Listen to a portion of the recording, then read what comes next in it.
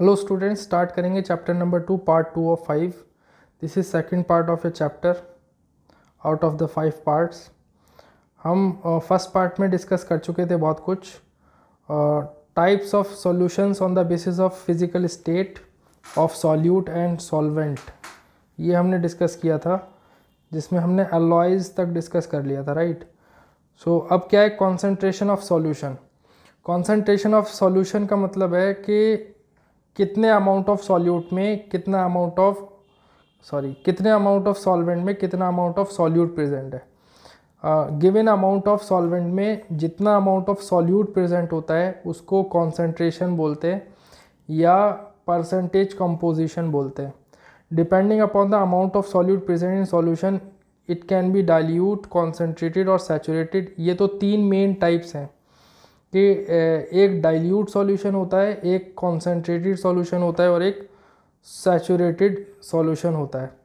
तो डाइल्यूट और कॉन्सेंट्रेटेड ये दोनों कंपैरेटिव टर्म्स हैं, यानी हम दो सैंपल्स को जब हम कंपेयर करेंगे, दो सैंपल्स का कॉन्सेंट्रेशन, तो जिसका कॉन्सेंट्रेशन ज़्यादा होगा उसे कॉन्सेंट्रेटेड बोलेंगे और जिसका कॉन्सेंट्रेशन कम होगा उसे डाइल्यूट बोलेंगे।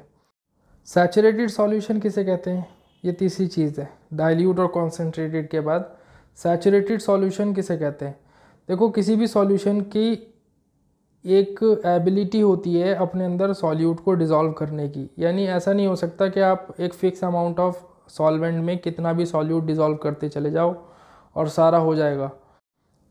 अगर हमने एक रूम टेम्परेचर 25 डिग्री सेल्सियस पे एक अमाउंट ऑफ वाटर लिया, उसमें हमने शुगर डिज़ोल्व करना स्टार्ट की, तो शुगर अगर हम डिज़ोल्व करते जा रहे हैं तो एक मोमेंट ऐसा आएगा जब शुगर डिज़ोल्व होना बंद हो जाएगी। तो उस मोमेंट पे 25 डिग्री सेल्सियस पे जो सॉल्यूशन हमें मिलेगा वो सैचुरेटेड सॉल्यूशन होगा उस फिक्स टेम्परेचर के लिए, 25 डिग्री सेल्सियस के लिए।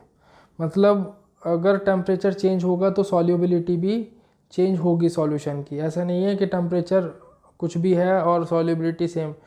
जैसे ही टेम्परेचर राइज होता है तो सॉल्युबिलिटी भी इंक्रीज़ हो जाती है। तो जो सॉल्युबिलिटी है किसी एक सॉल्यूशन की वो डिपेंड करती है किस पे, वो डिपेंड करती है टेम्परेचर पे और अमाउंट ऑफ सॉल्वेंट पे। अमाउंट ऑफ सॉल्वेंट अगर कम है तो सॉल्युबिलिटी कम होगी, अमाउंट ऑफ सॉल्वेंट अगर ज़्यादा है तो सॉल्युबिलिटी ज़्यादा होगी।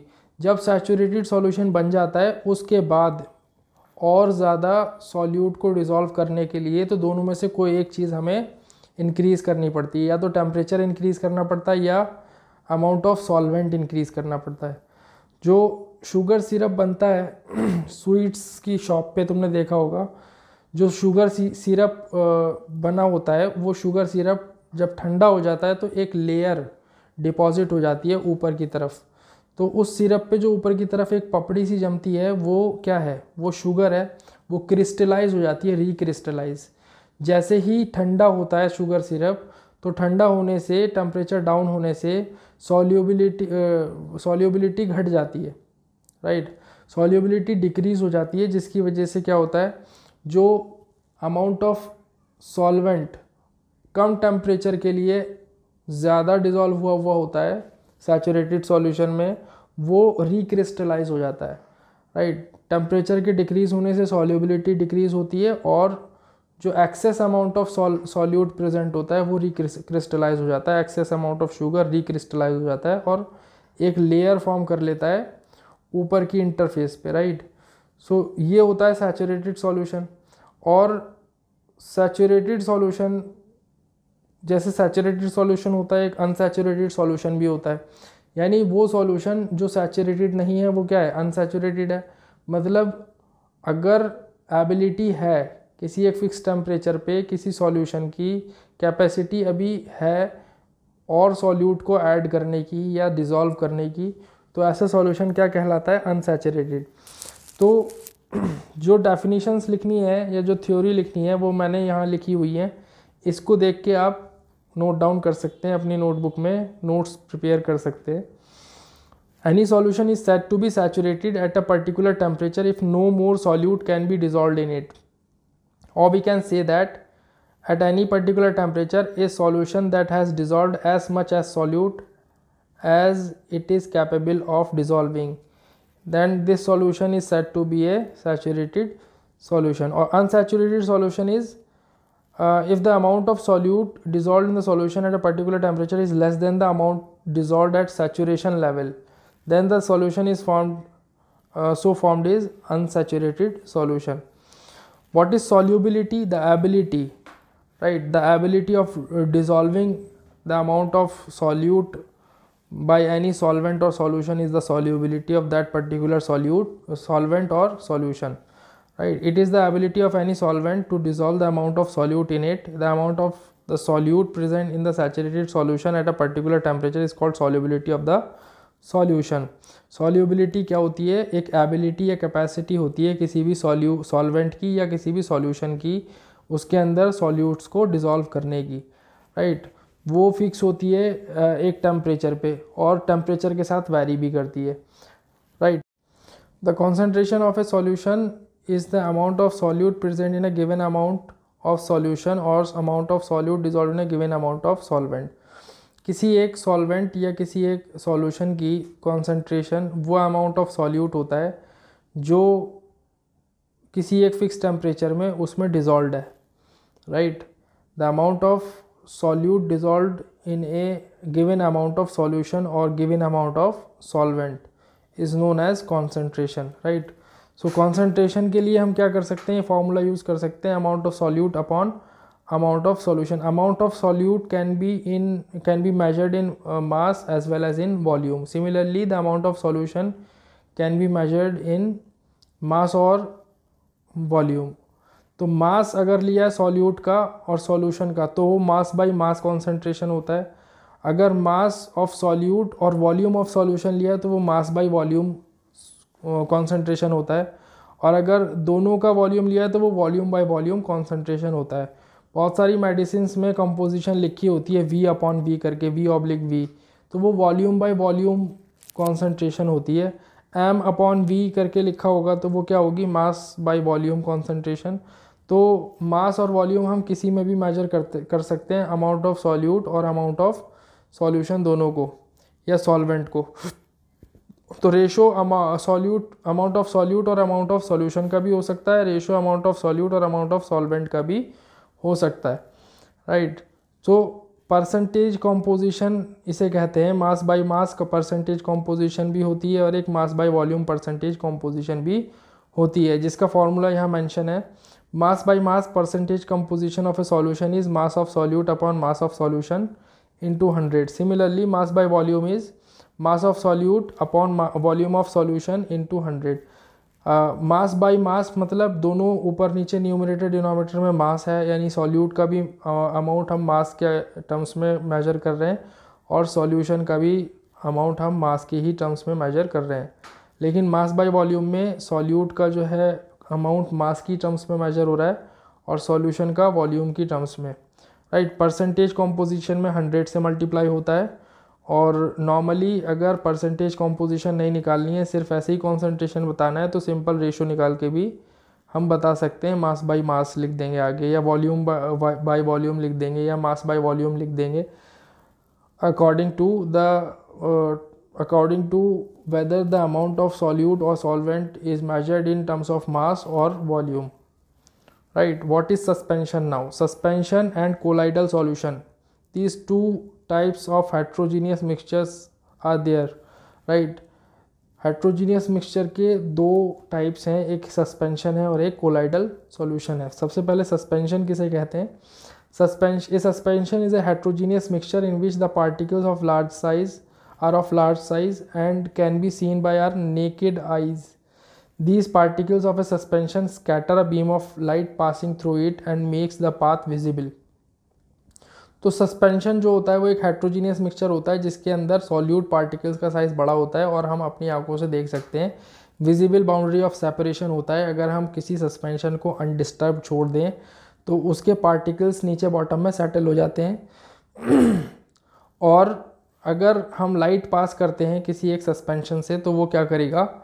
वो सस्पेंशन लाइट को स्कैटर करेगा, क्योंकि पार्टिकल्स जो स्मॉल पार्टिकल्स हैं, सॉल्यूट पार्टिकल्स, वो लाइट को स्कैटर करते हैं, बिखेर देते हैं. स्कैटरिंग ऑफ लाइट हो जाता है, राइट, सस्पेंशन में. और सस्पेंशन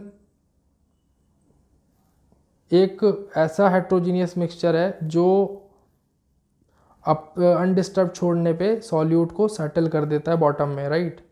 कोलाइडल सॉल्यूशन किसे कहते हैं? It is a heterogeneous mixture which appear to be homogeneous due to the very small size of particles. Colloidal solution एक हेट्रोजीनियस मिक्सचर है, फिर भी उसे सॉल्यूशन क्यों कहा? क्योंकि सॉल्यूशन तो हम सिर्फ होमोजीनियस मिक्सचर्स को कहते हैं। इसमें कोलाइडल सॉल्यूशन में क्या होता है कि पार्टिकल साइज़ जो होता है सॉल्यूट्स का वो इतना स्मॉल होता है कि वो हेट्रोजीनियस होने के बावजूद देखने में कैसे लगते हैं? सॉल्यूशन जैसे लगते हैं, इसीलिए उनका नाम है कोलाइडल सॉल्यूशंस। एक्चुअल में सॉल्यूशंस नहीं है, but they appear to be solution because of the small particle size of solutes. इतना टाइनी साइज होता है सॉल्यूट्स का कि हमें नेकेड आइज से नहीं दिखता, मतलब विजिबल बाउंड्री ऑफ सेपरेशन नहीं होता between solute particles and solvent, so therefore it is known as colloidal solution. The homogeneous appearance of these kind of heterogeneous mixture is the reason that they are known as colloidal solution. Because the small size of colloidal particles we cannot see them with our naked eyes, but these particles can easily scatter a beam of visible light. This scattering of a beam of light is called Tyndall effect. But जो light अगर हम पास करते हैं किसी एक colloidal solution से तो वो स्कैटर करती है, और स्कैटरिंग ऑफ लाइट की वजह से पाथ ऑफ लाइट विजिबल हो जाता है, और इसे बोलते हैं टिंडल इफेक्ट। जैसे यहाँ पे मैंने एक फिगर दिया है, ये फिगर एनसीईआरटी का है। इसमें क्या है, एक नॉर्मल होमोजीनियस मिक्सचर है, या ये कह सकते हैं कि ये वाटर है, और दूसरे बी गिलास में क्या है, एक कोलाइडल सॉल्यूशन है। तो कोलाइडल सॉल्यूशन के अंदर पाथ विजिबल है लाइट का, क्योंकि स्कैटरिंग हो रही है किससे? कोलाइडल सॉल्यूशन में उनके सॉल्यूट के पार्टिकल्स की वजह से। स्कैटरिंग ऑफ लाइट क्या करती है? लाइट का पाथ विजिबल कर देती है। जो फिनोमेना है स्कैटरिंग ऑफ लाइट की वजह से लाइट का पाथ विजिबल हो जाता है, और इसी को बोलते हैं टिंडल इफेक्ट। ठीक है, Tyndall effect can also be observe when a fine beam of light enters a room through a small hole. अगर कोई एक डार्क रूम है, उस डार्क रूम में कोई विंडो या डोर है जिसके अंदर एक स्मॉल होल है, टाइनी होल, उससे अगर लाइट उस डार्क रूम में एंटर करती है तो भी हमें क्या दिखता है? पार्टिकल्स उड़ते हुए नज़र आते हैं उस पाथ में, जिस पाथ में लाइट ट्रैवल कर रही है, और लाइट का पाथ विजिबल हो जाता है। So that is also a Tyndall effect. और इस तरीके का कुछ लुक आता है टिंडल इफेक्ट में। ये एक फॉरेस्ट है जिसके अंदर ट्रीज़ हैं, ट्रीज़ से होके जो लाइट क्रॉस कर रही है वो स्कैटर हो रही है, और जिसकी वजह से क्या हो रहा है, हमें स्कैटरिंग ऑफ लाइट की वजह से लाइट का पाथ विजिबल हो रहा है। और ये क्यों हो रहा है? क्योंकि एयर भी क्या है, एक होमोजीनियस मिक्सचर ऑफ गैसेस है, लेकिन अगर डस्ट पार्टिकल्स उसके अंदर है तो फिर वो डस्ट पार्टिकल्स क्या करते हैं? हेट्रोजीनियस नेचर बना देते हैं थोड़ा बहुत एयर का, जिसकी वजह से ये टिंडल इफेक्ट हमें ऑब्जर्व होता है, right. So that was Tyndall effect and colloidal solutions. So ये कुछ आपको क्या दे रखे हैं? टाइप्स दे रखे हैं according to the phase of dispersed medium and according to the state of dispersed phase and dispersing medium. किसी एक कोलाइडल सॉल्यूशन में जो सॉल्यूट्स होते हैं उसको बोलते हैं डिस्पर्स्ड फेज, और जो सॉल्वेंट होता है उसको बोलते हैं डिस्पर्सिंग मीडियम। अगर state of dispersed phase liquid है और state of dispersing medium gas है, तो इस टाइप के कोलाइडल सॉल्यूशन को एरोसॉल बोलते हैं। और एरोसॉल के एग्जांपल्स हैं फॉग, क्लाउड्स, मिस्ट, राइट। इसी तरीके से solid when dispersed in gas, then also aerosol is formed. An example is smoke और automobile exhaust. अगर डिस्पर्स फेज का स्टेट है गैस और डिस्पर्सिंग मीडियम का लिक्विड, तो फोम प्रोड्यूस होता है, शेविंग क्रीम इसका एग्जाम्पल है। Liquid and liquid colloidal solution को इमल्जन कहते हैं। इमल्जन का एग्जाम्पल है मिल्क या फेस क्रीम। इसी तरह सॉलिड इन लिक्विड का है milk of magnesia, milk of magnesia या मड, राइट। मड भी एक सॉलिड इन लिक्विड क्या है? कोलाइडल सॉल्यूशन है। Gas in solid foam, liquid in solid gel, and solid in solid solution, right. So these are the examples, types and states of dispersed phase and dispersing medium. तो ये हमारा second part था इस chapter का। इसके आगे हम discuss करेंगे methods used for separating solute and solvents. Mixture के अंदर जो कंपोनेंट्स हैं, कंपोनेंट्स ऑफ ए मिक्सचर को सेपरेट करने के लिए जो मेथड्स हम यूज़ करते हैं वो क्या क्या है, राइट। क्योंकि सॉल्यूट और सॉल्वेंट्स की डिफरेंट प्रॉपर्टीज़ होती हैं और डिफरेंट सॉल्यूट्स और सॉल्वेंट्स की वजह से जो सॉल्यूशंस प्रिपेयर होते हैं वो भी डिफरेंट होते हैं। तो उनको सॉल्यूट्स और सॉल्वेंट्स की प्रॉपर्टीज़ के अकॉर्डिंग डिफरेंट मेथड से सेपरेट करना पड़ता है।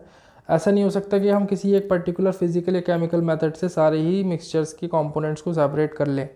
हमें special methods of separations use करने पड़ेंगे फॉर स्पेशल डिफरेंट मिक्सचर्स।